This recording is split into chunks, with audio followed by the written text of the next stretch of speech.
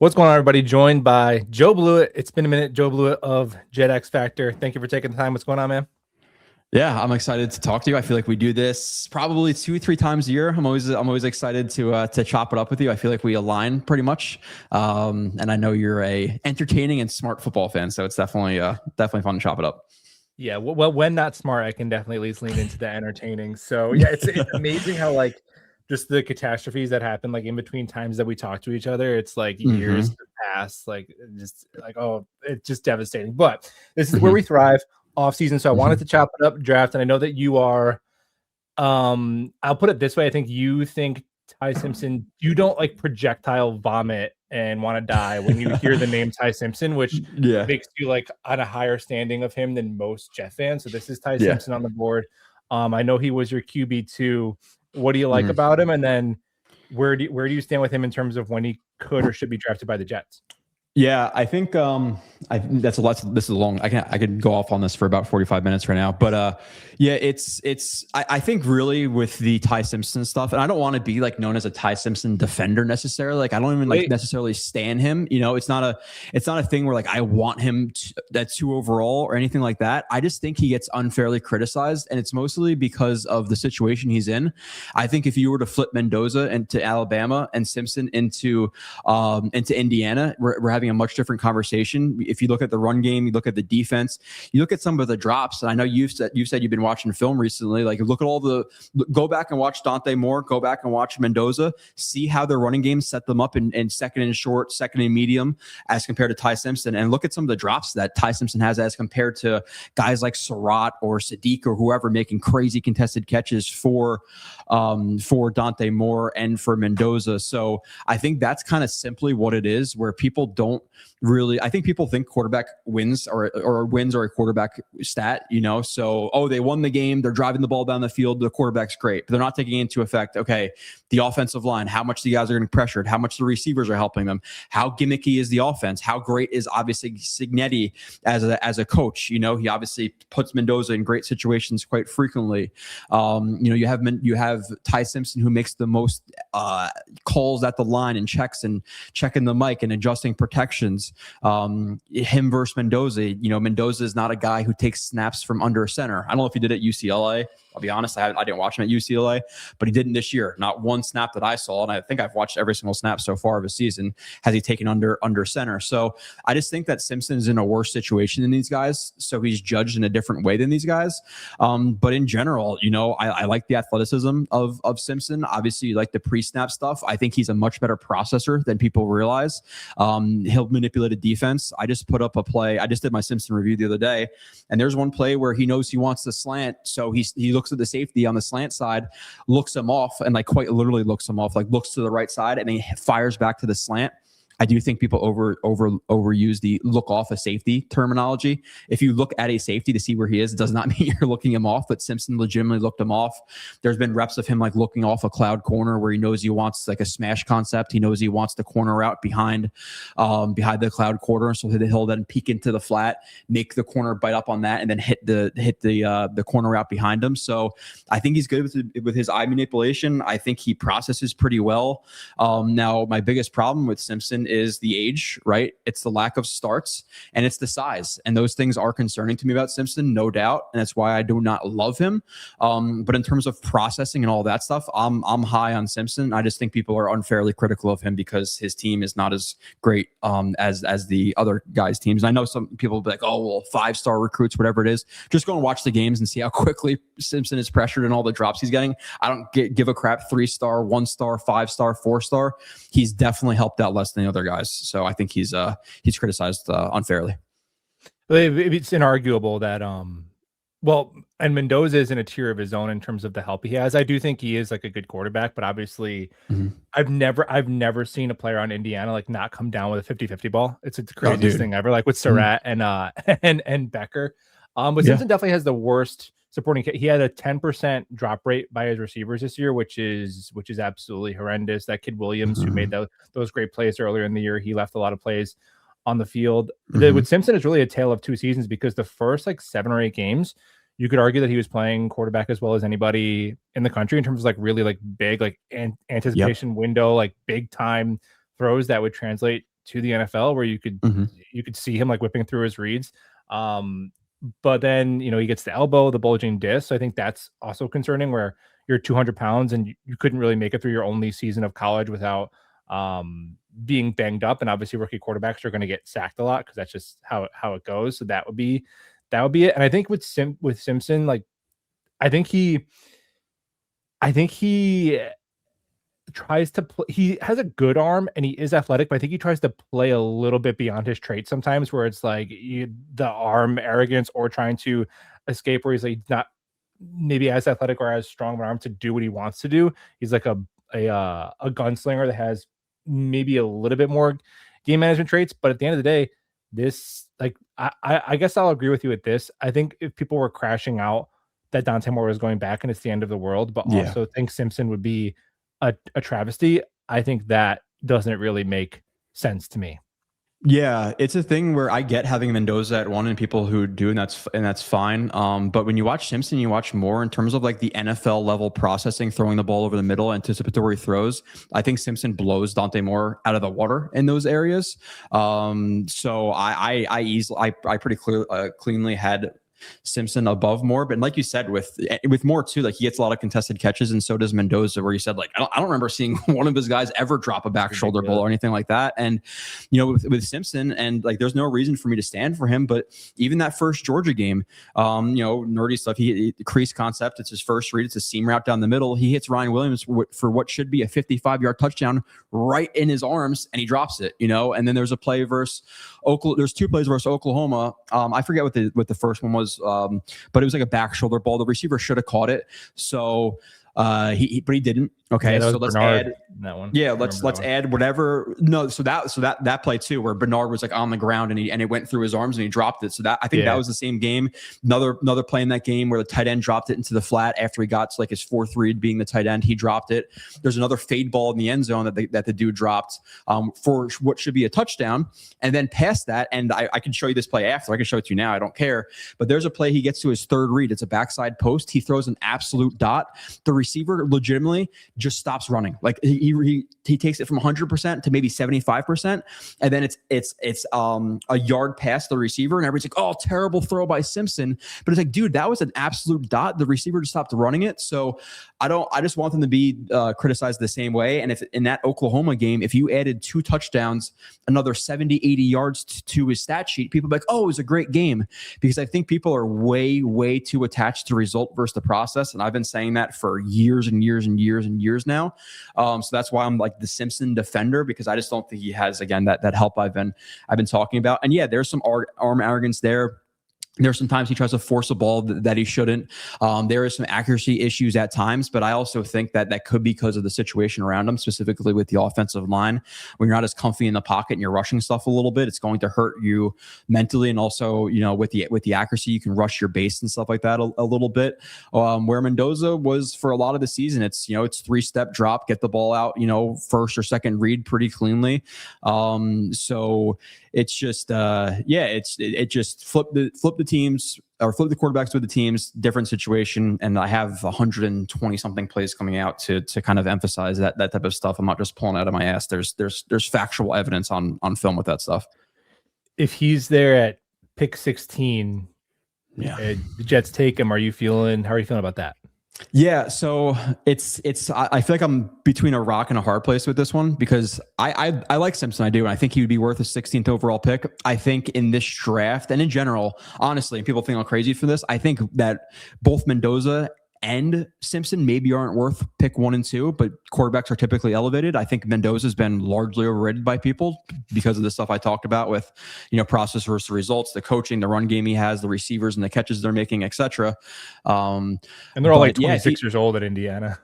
yeah, exactly. Which is kind of like and it's not the same thing, obviously, but like the BYU Zach Wilson situation where the team is dominant around him and he doesn't really have to do a ton. Like he's really smart, like pre-snap processing, things like that with the RPOs. But again, shotgun exclusively, RPO, really heavy offense, a lot of easy like manufactured yards in the passing game, a lot of good situations because of the run game, the play action game that they set up at Indiana. So you take him and you put him with the Raiders. We'll see what happens with Mendoza.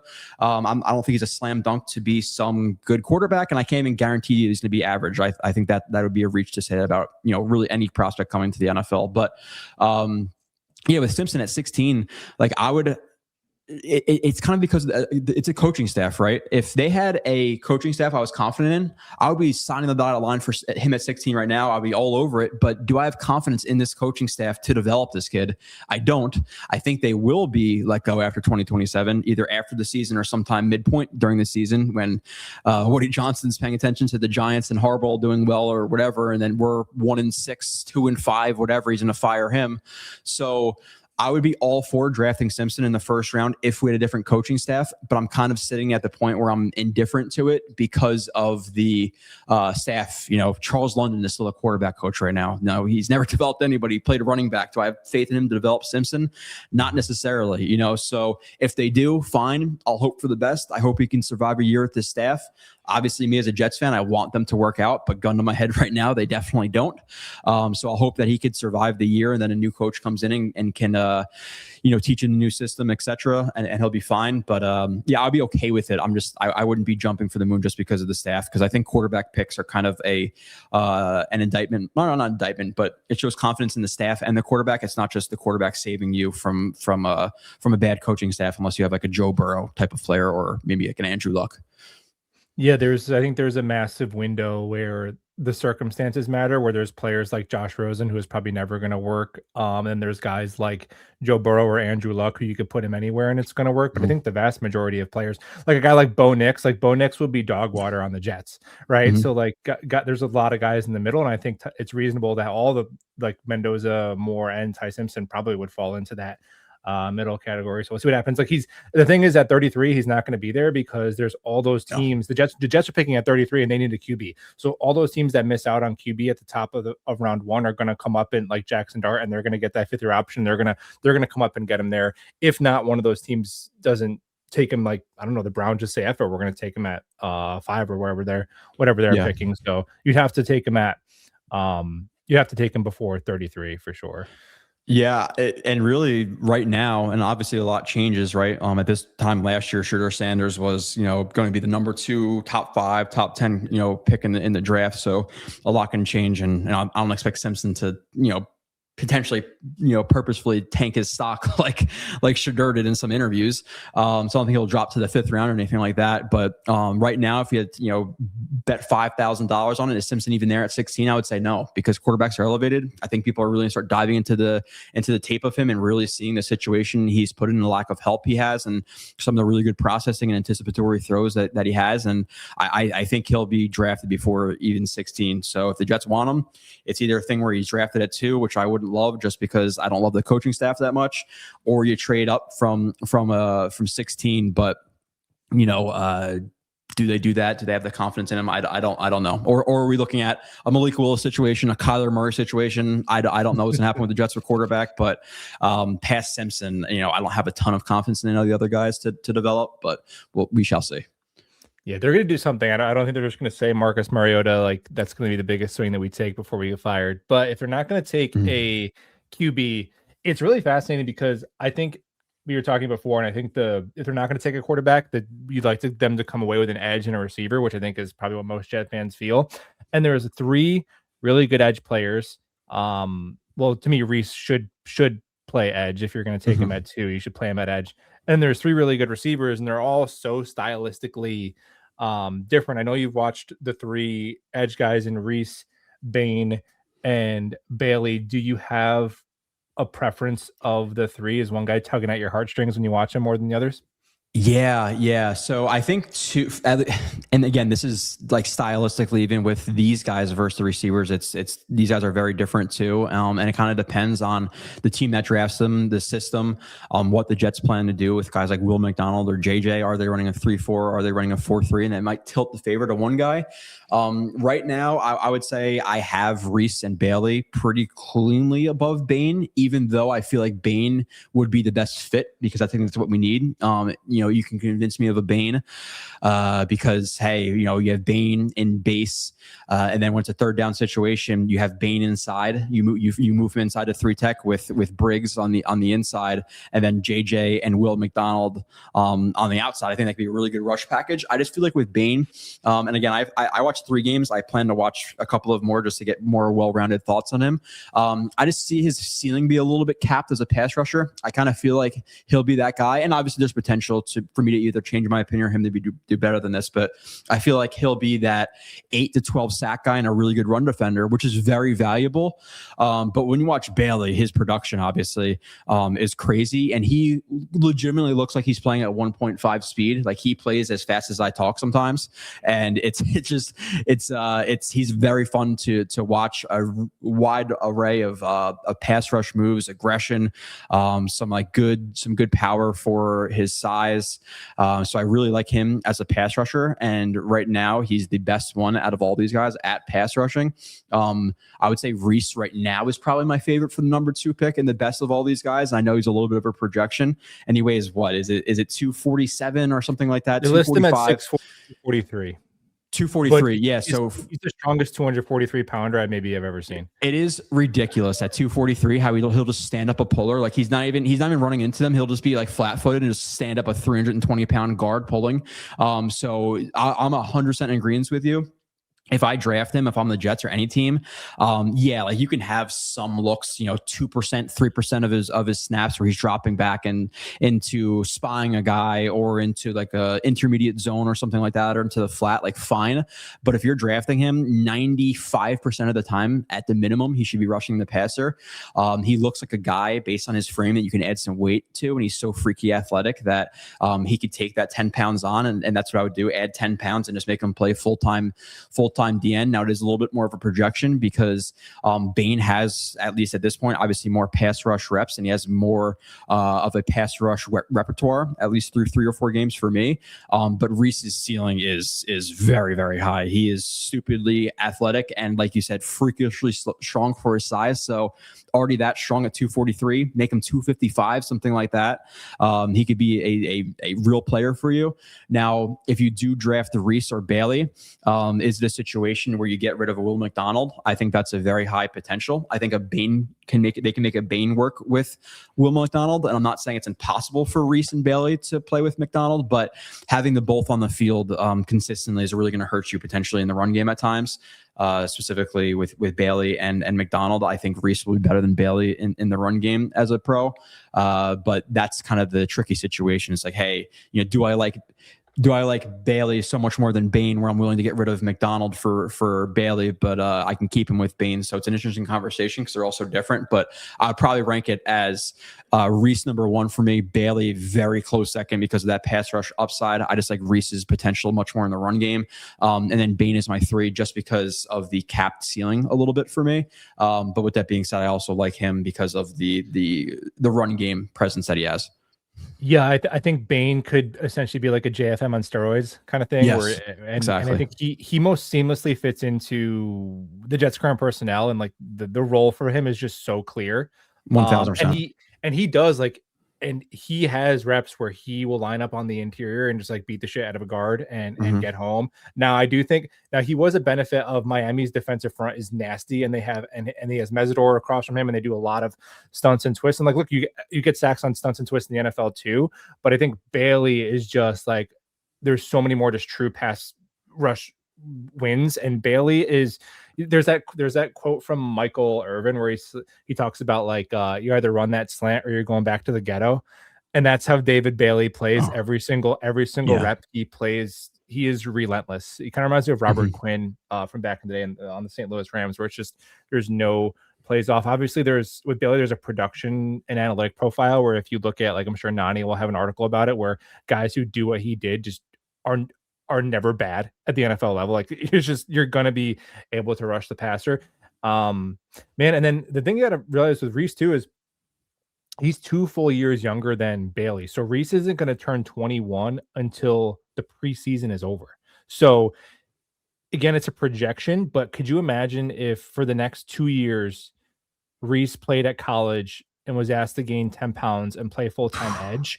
At the end Yeah. of that, you're probably talking like Will Anderson at Alabama, where he's a no doubt first quarterback off the board.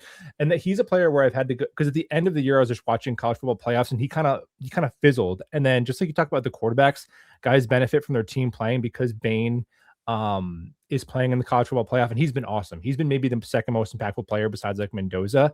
But I think also David Bailey, he was destroying Oregon, but because they had the worst Division One quarterback I've ever seen, like if they had a good D1 quarterback and they were winning a championship, and David Bailey was the catalyst of that elite defense, like he's far and away like talked about as number one. So the narratives can change a lot. Reese is a player who I soured on watching the college football playoffs because I felt like he was just so quiet in the Big Ten championship, and then when they got beat by Miami, but then going back and watching, I'm like, yeah, there's just not many humans who are made like this with the length, the strength. Like he will legitimately, I think he will come into the NFL and be a good run defender like right away. He's just he's so strong. He'll ragdoll dudes like 80 pounds.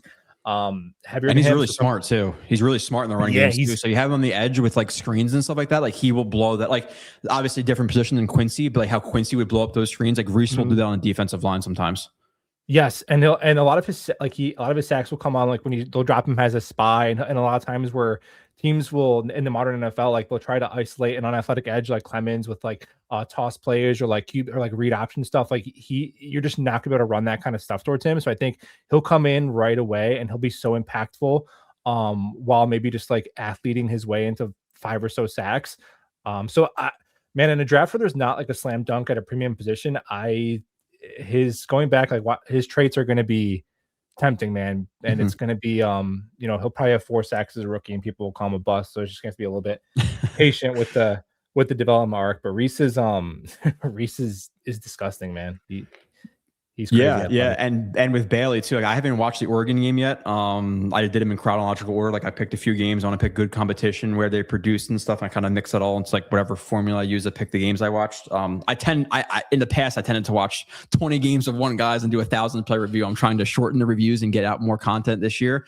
But yeah, like you said, like it's like they're all like, they're all pretty different. Where Bailey, again, I have the most confident in him being a very good pass rusher right away, but I'm a little bit worried about the run game because he is a little bit more like effort in the run game and not like true technique at times.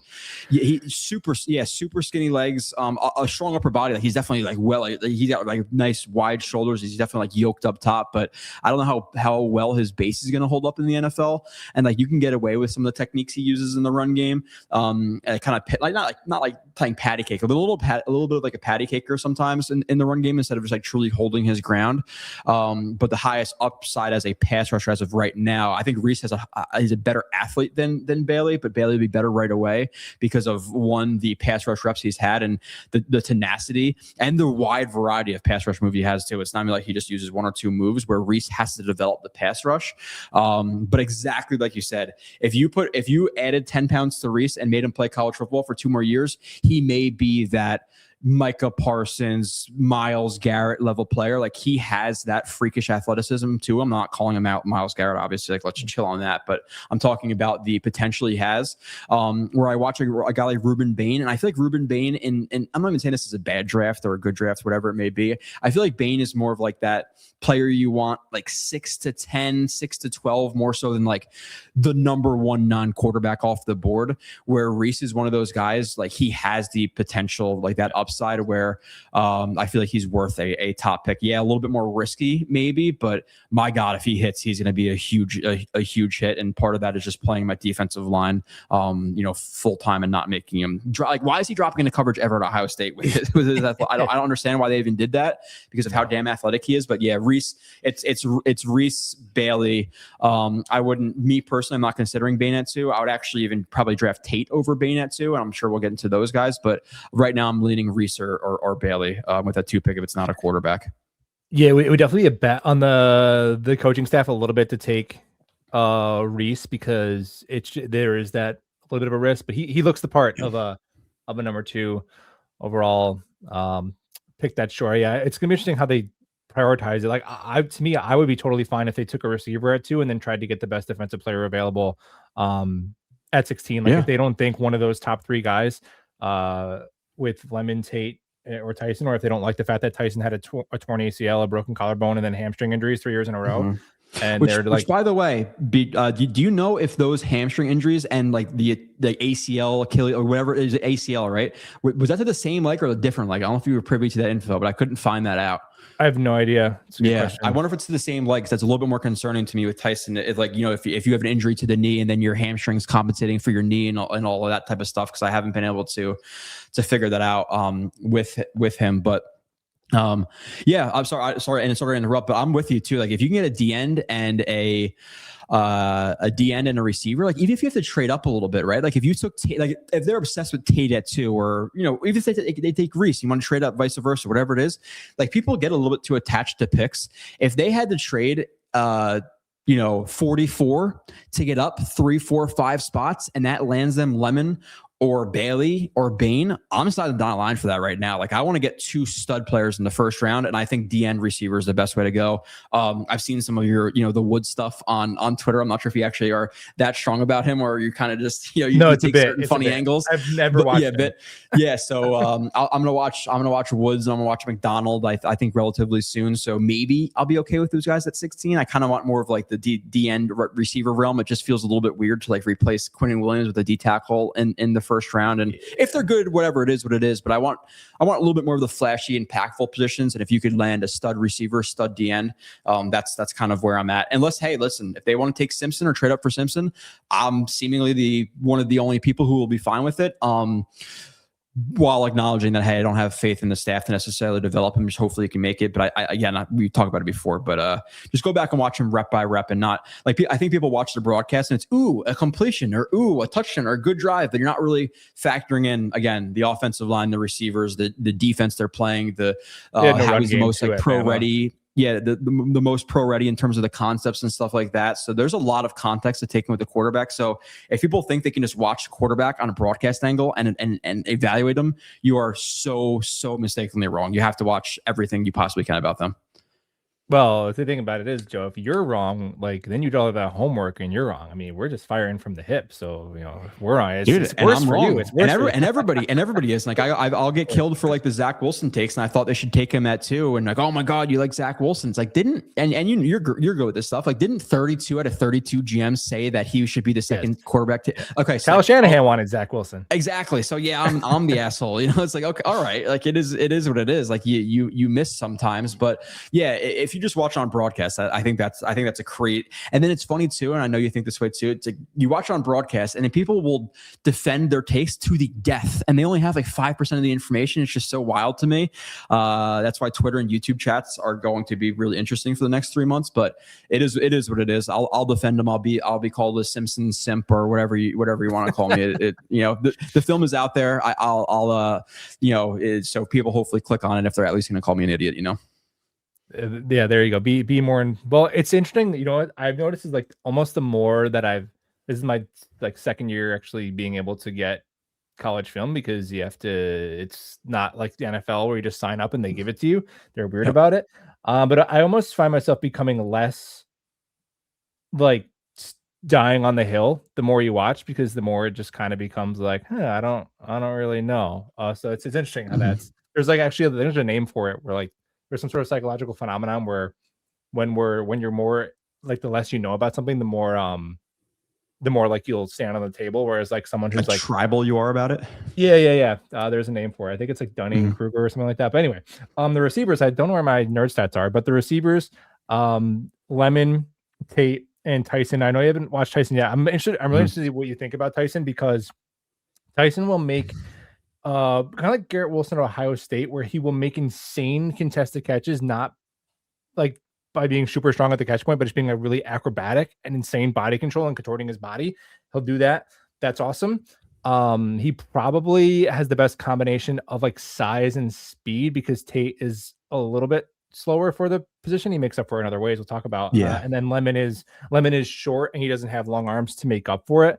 So that's cool. But Tyson, again, I like I'll watch the cut ups of him and then I'll go look at a scouting report, just like check, like, okay, do I know what I'm watching? And then the scouting report was like moves like a running back with the ball in his hands, like Odell Beckham. And I'm like, what are we talking about? I don't see the juice after the catch with Tyson. So I don't, with the injuries being a factor, to me, he would be third, and like Tate and Lemon would be the top two, just stylistically what you want. Tate probably, I mean, I guess you could say he's the better fit stylistically because it would be nice to have like well, I don't even know because Lemon can go get like contested catches too, and they're neither one of them are burners. So I think people are going to get attached to you. Don't want another like 6'5", 5'11" receiver next to Garrett Wilson. But to me, that stuff becomes a little bit overrated. Like just get two elite receivers and you can put them where you want. And I think Tate, I think would struggle against press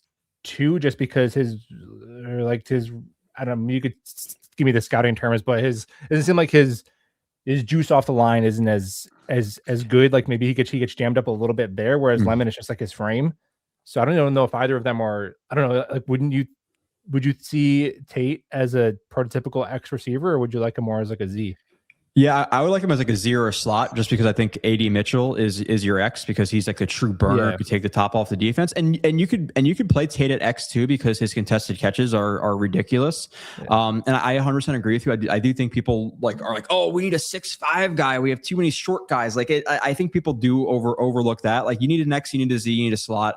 I think both of Tate and Lemon will be like good short to intermediate guys. Tate's very good intermediately, and I do kind of think it comes back into play with his frame as well in terms of why he can't get off of press. And again, I'm 3 games through, so I definitely want to watch a few more of him just to see more press reps against him, because a lot of the games I watched, he wasn't getting pressed a ton, but when he was, he didn't do excellent at it, because he's 6'4", like 195 or something like that, right? So he's a little bit slender. So if he adds some weight, I think he'll be able to do a little bit better, like keeping himself clean and like holding his line and all of that stuff, like the nerdy scouting stuff, just like leaning back into guys and not getting like bubbled out or in. So I would like to see Tate add a little bit more weight, but I think they will both be the Z, a Z or a slot, and interchange that with Garrett Wilson. And people get a little bit too attached to like traits too. Like even with Lemon, it's like he's not the fastest guy in the world. And listen, I am not comparing these guys. I do not want people to think I am. But is Amon-Ra St. Brown the best athlete you've ever seen? Is he the fastest guy in the world? Does JSN have any elite like athletic traits, or he's just a very, very good football player? So I think Lemon is one of those. I think Tate's ceiling's a little bit higher just because of the size and the size really. So I would rank Tate over Lemon, but they're very, very close to me. I haven't watched Tyson yet. I could say I did see a cut up of, it was literally a highlight film, and the first 2 minutes were him getting wide open yak and wide open catches. I was like, okay, like, is there anything else? Like, I want to see route running. I want to see contested catch situations. I want to see him getting off the line, and there was really none of that, but I have to actually go back and watch him. But I really, really like Tate and Lemon. I both think they'll fit in the Jets offense. You get a little bit more of like the yak and like the toughness with a Lemon, but Tate is just so silky smooth. His ability to pluck balls out of the air, contort his body, the catch radius, the contested catches, which Lemon can do too. Like we talked about pre-recording, like there's some balls that Lemon is just, you throw it up to Lemon, and it's just like, he's not going to come down with this. He comes down with it, and you're like, oh damn. Like, so, but does that translate to the NFL, right? Like NFL, you have to physically be able to box some guys out at times, where I don't know if Lemon's going to be able to do that. So Tate has the higher potential as like a deep threat than a Lemon. I think both will be great, but and I think Lemon's a good route runner. So like a very good route runner, but Tate at times is an elite route runner. Like he is very, very smooth as a route runner with some of the angles he takes and drop blind spots and just like little stupid stuff that people like me like. I really like him, minus some of the press stuff, which I have to see more reps of. So I am a Tate and a Lemon guy. We'll see about the Tyson thing, but the injuries scare me, especially if the knee injury and the ACL, whatever it was, were to the same leg. And then, like you said, highest potential, but potential doesn't always mean everything. Like, look at Mims. Mims had a lot of potential. Yeah, I think Tyson maybe I think somebody could come up with the conclusion that Tyson has like a little bit more of a complete some of the strengths of both of these guys, but Mhm. with Tate, 0% drop rate and 85% contested catch rate has literally never Yeah. happened since they started tracking contested catch rate. Like even if you 85% just catch rate in general is insane, and it was a decent amount of opportunities. I think it shows here, yeah, 12 contested catches. So it's not like he was 2 of 3, right? To have a high Mhm. percentage, like that's a good amount of ops, and no drops is crazy. He wins in a lot of ways that I thought Tedrow McMillan won at Arizona last year, and that seemed to just translate pretty well, even though everybody freaked out that he only ran like a 4.6, which Tate probably won't run because his 40 time won't help his stock. Just let what he put on speak for himself. And yeah, I'd be excited if the Jets add any of these guys. Lemon, and I'll pull up his. I want to see what his yak number is. I'm sure it's like over 6 because Lemon, one of the last plays I just watched on, because I don't even get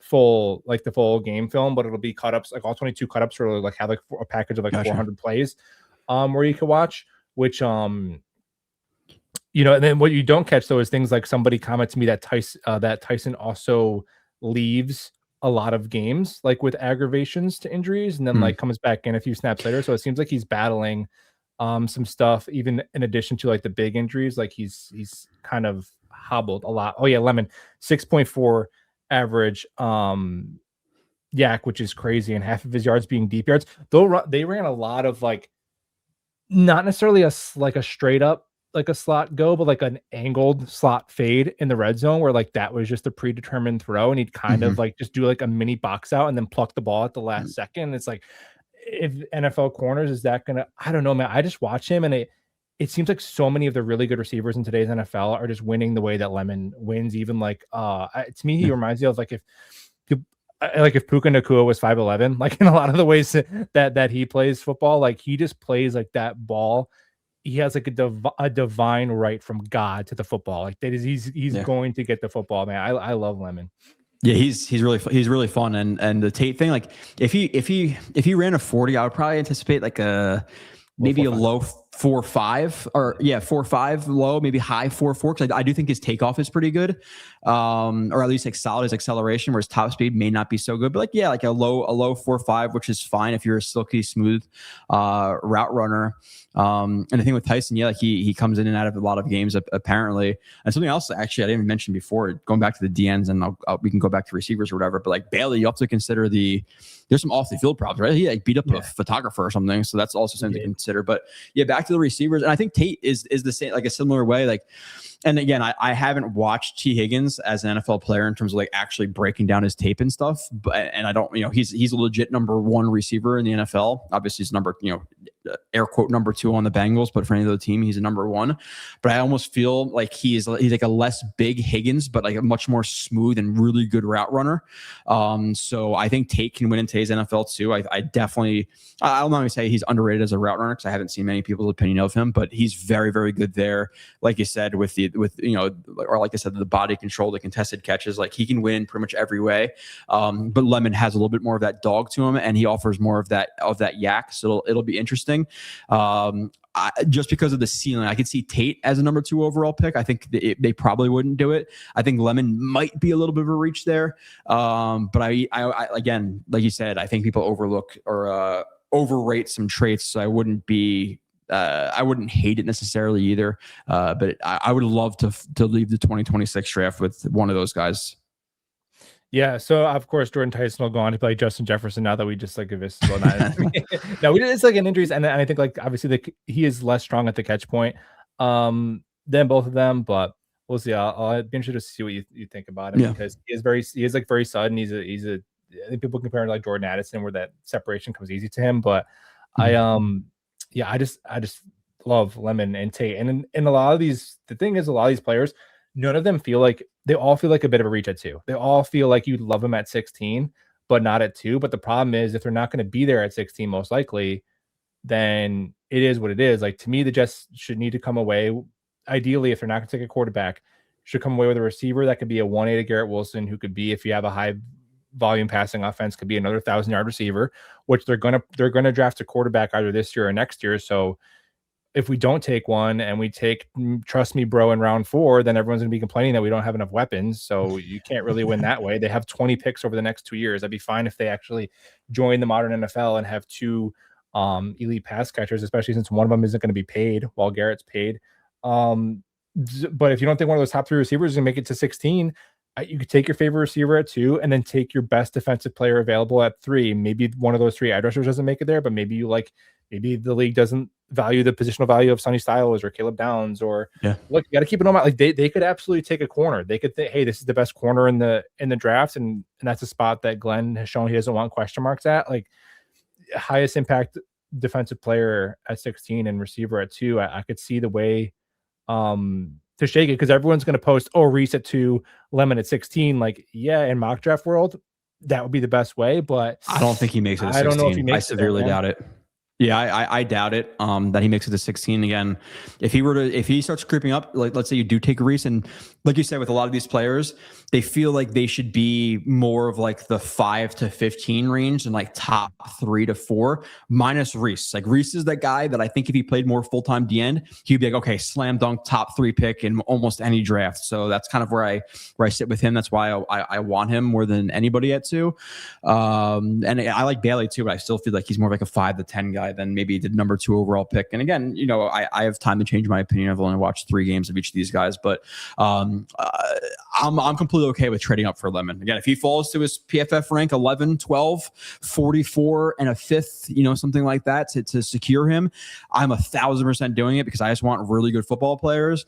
And like we said with the rookie quarterback, whether it be trade up from 33 for Simpson or Shambliss at 33 or whoever it's going to be. If you walk into a team in 2027 with Lemon, AD Mitchell, who hopefully continues to develop, Garrett Wilson, Mason Taylor, let's assume Brees is back, a top half of the league offensive line, it's a good situation. It's just about coaching. Like I'm sick of the conversations, a rebuild takes 45 years. It's like, look how many teams have turned around in 1 year. The Pats and the Commanders. Like there's so many teams who do it quickly, the Jaguars. So you get a good coach, you get a good quarterback, it could turn around quickly, and obviously having a stud like Lemon or Tate for the offense would be a massive part of that. Yeah, I would agree with you. I would keep an open mind. Like trade down is, everyone's gonna say trade down, but it's tough because here's the situation. Like you want to trade down because you don't love the player, so you just want some other team to bail you out for a player that you don't like. Every fan base is saying that. Like, oh, like I think Jet fans, because honestly, people will laugh at this, but I'm telling you, Jet fans, to me, like talking football with, are way dude, look at some other fan bases out there. Jet fans are way more easy to talk football with than the vast majority of fan bases. It's not even close. If I was like a Dolphins fan or some of these fan bases I've seen, I couldn't even do this, man. You guys, trust me, if you're listening to this, you are less dumb than the average NFL fan. I promise you that. And we appreciate you for that. But yeah, so I would agree with you. Like if you could take those first 4 picks and you're going to say, you know what, we're going to get 3 players we love, I would be fine with that. Because let's say that you come up to get Lemon or whatever, you leave with one of those edge rushers and Lemon and then another starter at pick 33, and you use that 45 pick to ensure Lemon.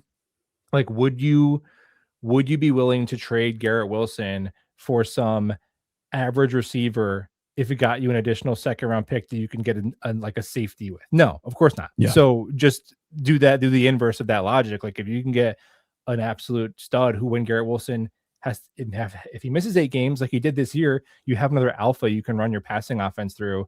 I would totally agree with you. I think I'd be willing to do either way, like move back in more picks, or you get 3 players you love. Like you need, because when you get those elite players, like it elevates everybody else, and like everybody else falls into place. Yeah, if you were to trade up from 16 to 12 and use pick 44 in that package, like there's no worry. And I don't think you're going to get a trade back from 2. Everybody says that because of PFF and PFN mock draft simulators where you get a bunch of trade offers. But I don't think they're going to get that offer. But yeah, trade up with 44, and then 33 is a sweet spot to trade down. What happens if a team absolutely loves a guy there? Then trade back a little bit and recoup picks there. Or hey, we're equipped with 10, 11 picks this year. Even if you want to trade up a 4th round pick to get from 33 to 31 or 32 to guarantee that 50-year contract, do that. Like, I'm not attached to having a ton of picks. Like, yeah, I would like a ton of picks and land a bunch of good players, but the reality is, second, even in the first round, but like 2nd, 3rd, 4th round, like you're taking a swing at it. Like, a lot of these guys don't work out. So if you really love a guy and you feel like he could be a superstar for you, a huge piece of your offense or defense, I'm 100% fine with trading up for some of these guys. Again, especially guys who I specifically like Lemon or Tate or Bailey falls, or let's say Bane falls.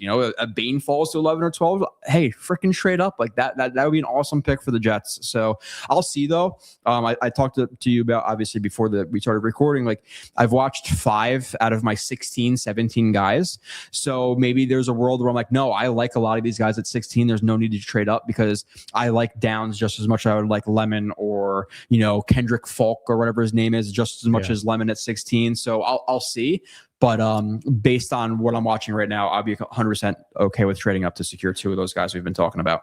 Yeah, and like you mentioned, you could double dip. You could come up. You could like trade that mid 2nd round pick to come up and get one of those players, and then 33, like you mentioned, would be a good spot to trade down, because once the dust settles on round 1, people will be like, holy crap, like we had this guy as our 19th best player. He's still there. We're going to call the Jets, and they could do a little bit of both. So keep it in mind. Like, that's why it's so funny how we fight to the death over like Membu or Warren. And it's like, yeah, they both would have been awesome, and the Jets would have sucked ass with both of them. Like, the first round honestly hasn't been their problem after the Zach Wilson pick. Like, the Jets aren't bad because they took ABT and Garrett and Sauce and like JJ, even though he tore his Achilles. Probably Will McDonald, like if he looked like he did last year, that's kind of busty. But even the year before, when he was getting like 70 pressures, I'm like, that's not, you'd rather have JSN. But their problem has been quarterback coaching, horrible free agency, and they set day 3 on fire. And a lot of that is because they don't have good coaching and good quarterback play to elevate those day 3 picks. So like round 1, man, it's they're going to get an awesome player. I'm not too worried about it.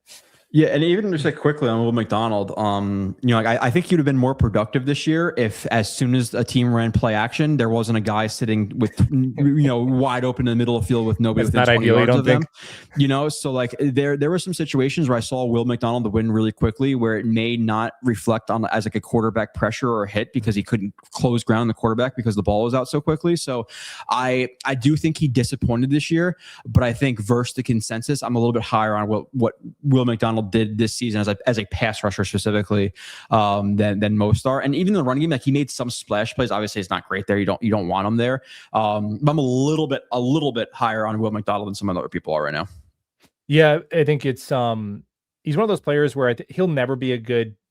He'll never be a good run defender. And I think the problem with him being a poor run defender isn't just like the bad run defense in itself, but I think it gives the offense so much control over how they dictate personnel when you can deal with him with a tight end or like have a receiver crack down on him, and he's just so easy to mitigate that way. Whereas if you have these like big ass strong ends, like you kind of have to go a little bit heavier the offense can really dictate terms in that way with Will. That's the kind of problem. But like you said, if he was playing on some team with a high flying offense, like the other offense couldn't run the same play. Like, every good offensive coordinator opening script was the same play action play against the Jets for all 17 weeks, and they couldn't stop it. Oh, it was gross. Oh, so on some good team, he'd probably have 16 sacks, and he'd be closing games with strip fumbles, and no one would give a shit that his PFF run game was 44. But we'll have to see. As give him the huff roll with the Niners or something like that. Like, he's producing. And he made a perfect point. Like, it's such a huge piece to I think just like schematic, like the schematic side of football with DNs versus tight ends. Like, if you could block a DN or a DN with a tight end in the run game, it opens up your offense so much. So that's why it would be a problem to have. And we'll see. I think Bailey could be a good run defender, but we'll see. He's a little bit more sketchy there. But let's be more negative on him and say he's never going to be a plus run defender. He's just, he's below average. And you have him and Will McDonald on the field at the same time versus like 12 personnel. You have 2 tight ends in there, and you're facing like Jackson Hawes and Dawson Knox. It's like, man, it's really, really going to have to it's going to limit you. Like, it's going to be really hard to play like cover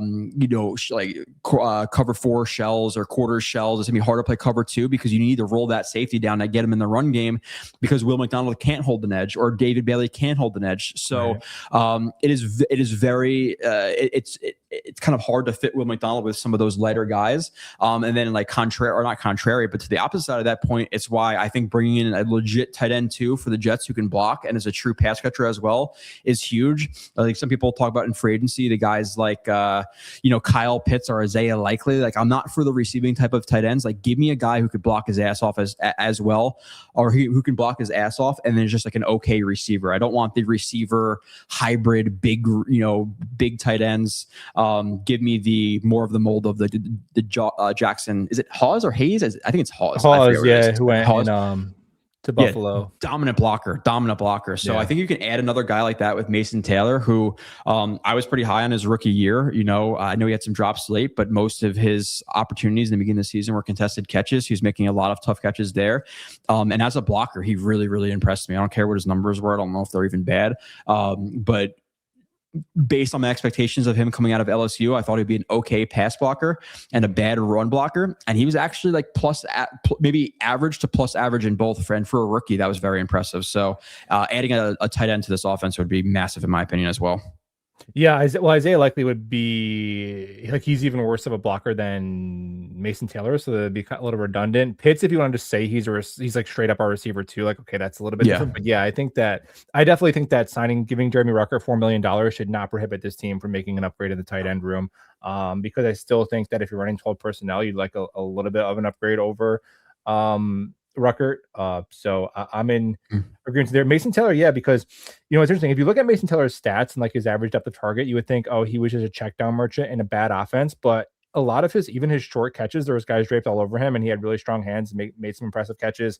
The guy who was 20 years old on draft night, and the blocking was like, I don't know. I assumed he was going to be a little bit of a liability as a blocker as a rookie, but that was far from he was the case. Decent. And so that shows a lot of coachability there. So I think he's a player who, like him and AZ Thomas and other seasons were shortened with injuries, but I'm like, as really young players, I was like, they definitely showed some chops that they belong in the league, which was encouraging. I thought Malachi Moore was pretty ass, to be honest, considering he was like 25. But he's overrated by Jets fans today. He was very, very bad. Yeah.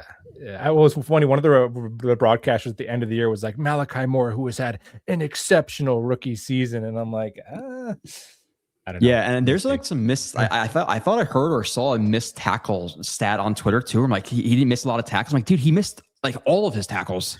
And then like one of the first games he got in, and obviously it's just one of his first games, but it kind of trended throughout the season. Like that Bucks game, he got burned like his, that first play after Will McDonald scored. And then like there was like a play or two after that where he got burned by I forget which white receiver it was in the Bucks, but some receiver on like a corner route. And it was just a bad throw by Mayfield. So it would have been a game-winning touchdown. If Malachi Moore cannot be your starting safety walking into 2026. Obviously, unless you just plan on being a bad team, tanking, number one pick, Arch Manning, whatever it is. But for a good team or even a decent team, Malachi Moore at best he's a 3 right now, and hopefully he develops. But I'm 100% with you. I think Jets fans generally are overrating him. Yeah, I think he was one of the few people who I don't think he's soft. Like, so I think that people like that about him, kind of like Jordan Whitehead, where it's like he has that attitude. Yeah. I know he's like one of your favorites, right? He has that like attitude of a safety that like you fans will appreciate, but on a consistent basis. And a lot of times with Malachi Moore, he didn't miss a tackle because he didn't even get a hand on the guy because the angle was so bad. I mean, there was a play against the Bills where they throw a swing pass out to the running back, and he was either in man or whatever it's called, like green dog, where you're like, it's the option or whatever the case. But he had some sort of assignment to that running back.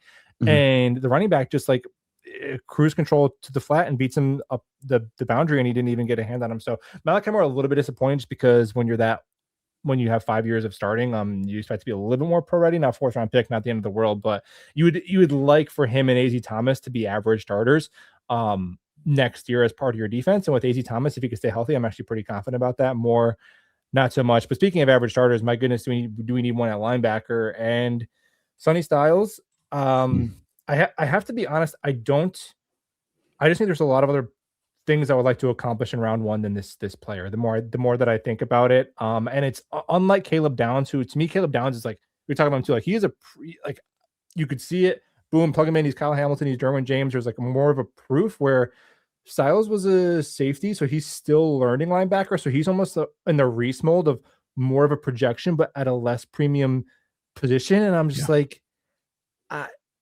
I don't know. Like, he's awesome. He's awesome. If they take him at 16, I'm not going to cry about it. But the more I think about it, I'm like, man, give me one of these edge players and give me a receiver and take a linebacker later in the draft. I don't know. Yeah, I'm 100% with you. After watching him, like I like him. But based on everything I heard, I thought I'd absolutely love him. Like I think he has really, really high potential. He can rush the passer, he can cover tight ends. He's uber athletic. Being new to the position, I think he diagnoses stuff very, very well for a new to the position type of guy. So there's definitely very, very high upside there. But there's potential that he flakes out too. Like I don't think he's a slam dunk. I don't think he's the Caleb Downs of linebackers. Which I gotta ask you post, like some of the this guy of this guy. I don't know. Sometimes I'm like, what does he even mean? Like, I'm not even sure if he knows what he means. But some of the Twitter antics are hilarious. But yeah, with Styles, like right now, with having no other information about him, like I would be okay with it at 16, but I wouldn't be jumping for the moon like I would be for like a lemon at 16. And based on everything I heard of him, I thought I would like him a little bit more. Not saying I don't like him. I definitely think he could be a very, very good player. But like you, I would kind of just be, I don't want to put words in your mouth. You said you didn't necessarily want him at 16, but I would be like, you'd be like, okay, like a C plus, B minus. Again, a lot more research to do on these guys. But he's not some can't miss stud Fred Warner linebacker. Now he has really good athleticism and he could be very, very, very good, but I haven't seen enough evidence to say, yeah, he definitely is going to be. So lock me in for 16 if he's there. Yeah, it's interesting because he's transitioning from safety. He is billed as a coverage linebacker, which he has. I mean, just look, I think the fact that we're even discussing him as an off-ball linebacker in the first round for a team with not a lot of holes is a compliment to itself, because this is like through draft history, it's almost the worst investment you can make in terms of how it ages to be. It's like almost worse than running back when you take an off-ball linebacker in the top 20. So the fact that we're even bringing him up is a testament to his freakish potential. So Ohio State fans don't think we're saying this kid is some bum. Obviously, he's very talented. He's probably going to go to the Eagles at the end of the round, and he'll make all these all pros. But he could be a top 5 linebacker in the league shortly. Like he could be. I think he needs some development. But then, and sorry to interrupt you again, but like the problem, and then what happens with Sherwood? Like they're both like he's 6'4", 240, so he's a little bit more slender. Does he even fit next to Sherwood? So if you draft him, I do not love the fit next to Sherwood. So unless you're moving on from Sherwood, him and Styles is just it's obviously it's very different than Quincy, but more on the athletic side than like the powerful type of linebacker. So I don't know if that would work either. Yeah, that's definitely and not that Sherwood is with 1 year of guaranteed money left is dictating the personnel decisions, but you do have to talk about who he's going to be immediately playing next to. And I think like a player like Downs, if you're going to take a back 7 defender this high, I mean, geez, maybe you have to take Downs at 2, which is a whole different conversation for a different day. I don't know how I feel about that, but if you're going to take a back 7 defender from Ohio State, like I would rather it be Downs, because I do think Styles is a little bit more of a projection in coverage. Now playing downhill, Styles, that's why I was surprised. I'm like, playing downhill, he's actually much better. And if you look at his average depth of tackle is like a yard, because he's just blowing you up at the line of scrimmage, whereas Jamie and Sherwood has like a million tackles because he catches up to a screen pass after the guy gained 27 yards. So who cares? But like Caleb Downs, like proof of concept, like man on man against a tight end, or if they try to line him up against a receiver to take advantage of him, he holds up there. He's like a do-it-all Swiss Army knife that I think you look at guys who come in like Nicky Manwari did with Seattle and what they're able, and Kyle Hamilton, Derwin James, like the flexibility allows you on the back end. So if I'm going to do that, I'm going to take a more of a proof of concept of you've played this role for 3 straight years and you've been awesome at it. I would be like, to me, Downs as a prospect, much more confident in that just being like an all-pro player than Styles. I think Styles is a little bit more developmental with the coverage aspect, although he has the traits to do it. Yeah. I Downs is my next watch after I wrap up like my Bailey and all those guys. So I haven't seen him minus like some just like watching on broadcast or some cut ups or whatever on Twitter. But I'm with you. He seems like more of like the slam dunk player with super high potential. Where and a guy like Styles even may have a higher potential than Downs because of how freaky athletic he is. But like you said, proof of concept that he's played this position for what 3 years, I believe it is. So 3 years starter. I would be okay with him at 16 for sure. I don't think he makes it just based on how good he is. I think he's going to fall more in that 8 to 13 range, 7 to 13 range, where there's a legitimate chance that Styles is on the board. So yeah, regardless, you went D end, or I would be a little bit disappointed not leaving the first round with the receiver unless one of them do fall. Like I have to watch, I still have to watch what's the name from Texas, Concepcion, I believe his name is. I still have to watch A&M, right? yeah, I still have to watch Boston. So, and even maybe a little bit of Surratt to like see if I would really like those guys at 33 if they fell. But I'll be a little bit disappointed based on Lemon and Tate being in the draft if they didn't get one because they need one so badly. But if it was Reese and Downs, I wouldn't complain. And then we'll see what happens at 33. Or again, maybe they trade up from 33 to grab Concepcion if I really like them at 25 or something like that. I don't know if you've watched those guys at all, but I'll have to wait and see on them. But I want to I very badly want a receiver a stud receiver to pair with Garrett Wilson. I know there's some guys in free agency, Pierce, Dobbs, whatever it is, but I wouldn't be thrilled with those guys. Like, that would be an okay signing, but I want, like you said, a legitimate like 1B type of guy to pair next to Garrett. So yeah, I think at least with it depends if they go quarterback throws a different wrinkle into it, but at least with one of those 4 high picks, I think to me. And I know you can't go into your draft this way, but like if you don't get a receiver and an edge as 2 of those 4, I'm going to be like, what are we doing? Yeah, kind of thing, for sure. Which convolutes a little bit with Downs, because then you take down, like, it depends on who's there, right? Like I have to watch him if it's like Downs versus Lemons at 16, which I severely doubt both of them make it. But it's a hard decision because one's on a premium position, but we've sucked at safety since I don't even know when's the last time we had good. Well, Solid didn't even care about it, so. It was probably since Marcus May. Yeah, it was Marcus May and Jamal Adams. So it's been a good 6 years since I think we've had like a competent starter. Jordan Whitehead was horrific. And that was one, I hated that from the jump. I watched him like, oh my God, he misses so many tackles. Cisco was a horrific overpay. He got benched later on in the season. I don't know how we got $10 million from the Jets.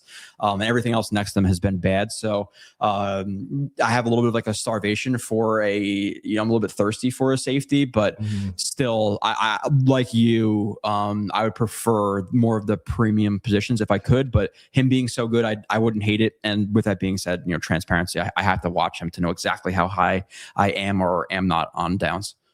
Yeah, if he is there at 16 and they want to run the card up, I wouldn't mind that at all, especially if you look at with Glenn's defense in Detroit when they had the combination of Branch and Joseph.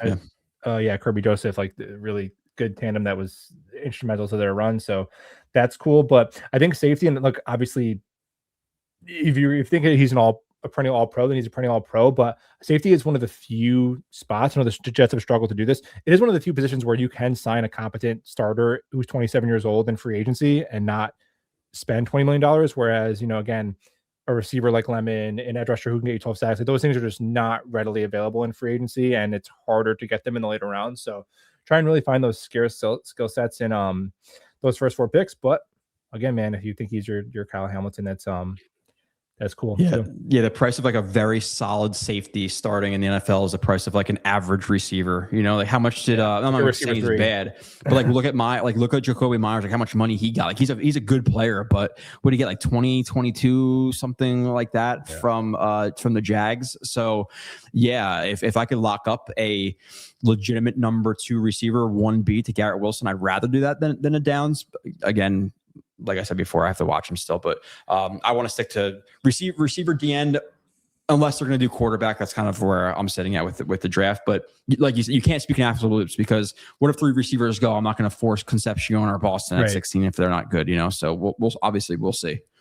Yeah, that's why, and we'll see, obviously as it gets closer to the draft, because I remember there were mock drafts. You think of Sanders, that's like a very egregious example, but even heading up to the 2022 draft, there was mock drafts in late January where Sauce Gardner was like a pick in the end of the first round, and then he shot up. So we'll see how it goes. Trayvon Walker.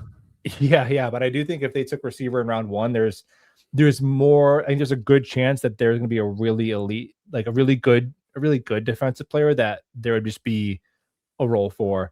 So I think that might be the best way to play it. And also, like, I know this defense is really, really bad, but I think you're going to have a quarterback in here soon, and you want to dummy proof it as much as you possibly can. And I think what the Bears did with Caleb Williams, like heading into the year, they were like, Caleb Williams, if you suck, man, that's on you, because you got Ben Johnson, we got you, Loveland, we got you Burden, and that was in addition to they already had DJ Moore, who was a number one, Roma Dunze, who they drafted with a first round pick. They had Cole Kmet, who would be like the best tight end in Jets history or whatever, and they traded for these offensive linemen. So I think I don't want to be in the mindset of like, oh, it's fine. We just need like Mitty McWilliams next to Garrett. And it's like, when in doubt, just invest more. So that way we're not complaining about, did we Sam Darnold this quarterback? You want to give him the best shot possible. Obviously the coaching, you can't control that, but as armchair GMs, we want to get him some help. Yeah, it's like a thing where like you can make the argument from the opposite side, like, oh, well, having a really good defense helps out the quarterback, and I understand that. Yeah. But if you're going to tell me receiver 2 or safety, which one directly helps the quarterback more, it's obviously the receiver, right?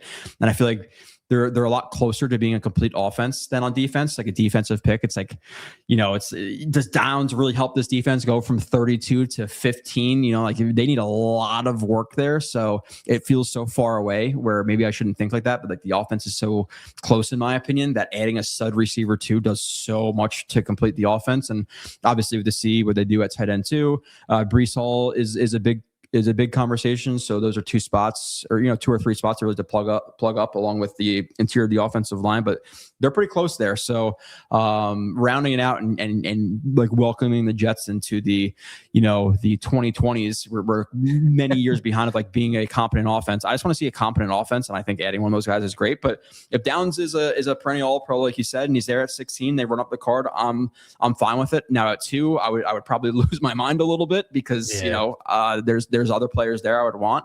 But again, yeah, we'll see what they do. Is the safety depth deep in this draft? I don't know. Like I'm not into the draft that much yet. It seems like it's decent. I don't know. I don't want to act like I know because I definitely don't.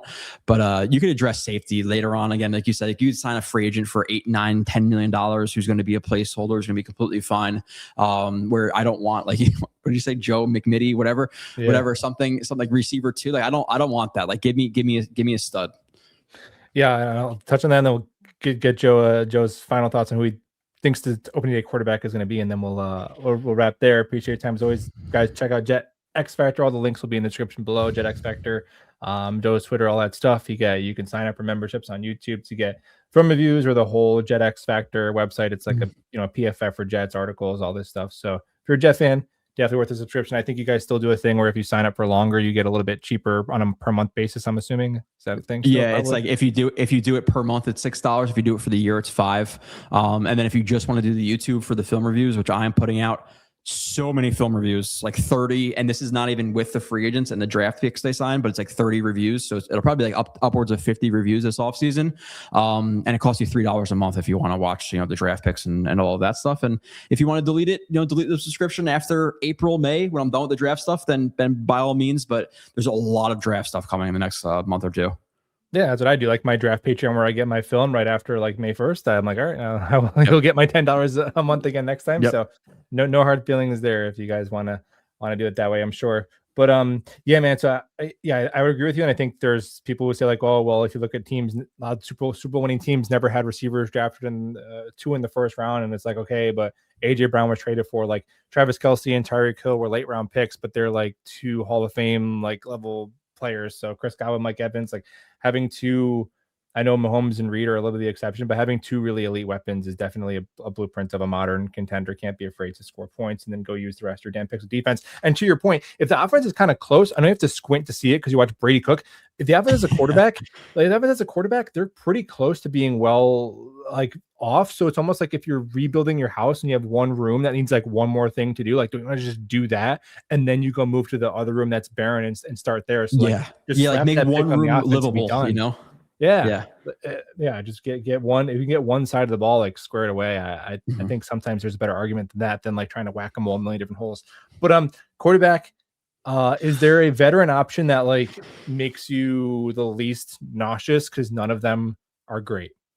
Yeah, no, not really. Like if I was going to draft a guy high, like if it was a Simpson, I would want Cousins because not because of him, like who he is on the field, because of who he is off the field. Like in terms of maturity, how he studies, all that stuff. Like I would love that to rub off on a rookie. Whereas Kyler Murray, maybe urging him to skip practice to play, Call of Duty 4 or whatever. So I don't necessarily want that. And with Kyler, I have a bad feeling they're going to miss out on a quarterback and it's going to be like a Kyler Murray, which I don't want because I feel like it puts you in like team/quarterback purgatory where you're not bad enough to lose to get a high pick, but you're not good enough to actually win playoff games.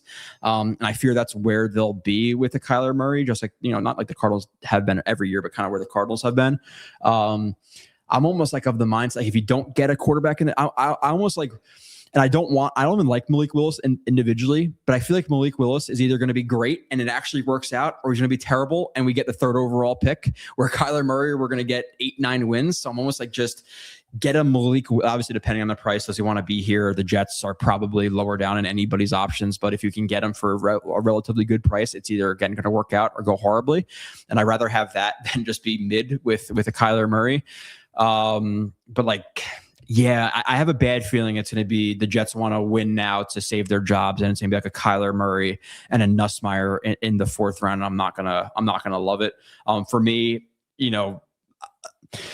I guess I would probably bring in a Cousins and then like a mid-round pick, 3rd round pick, and see if you can develop him and not go balls to the wall for a quarterback. But I feel like the Jets are gonna reach on a guy, whether it be overpaying a Willis, trading for a Kyler Murray, whatever it is. Again, I'd rather Willis than Murray just because it will crash and burn, like I said, or work out. So not great though, right? Like this is why this year sucks a little bit. Like it's fun because we have all these picks, we have all this money, but I just feel like we're kind of waiting for 2027 at the end of the day.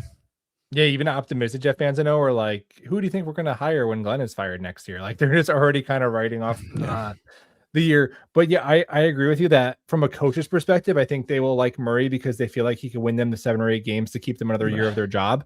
Which from a fan perspective is like the worst case scenario, right? Where I think as a fan, you be sign up for the volatility of Malik Willis because if it doesn't work out, who cares? It's just, it's not your money.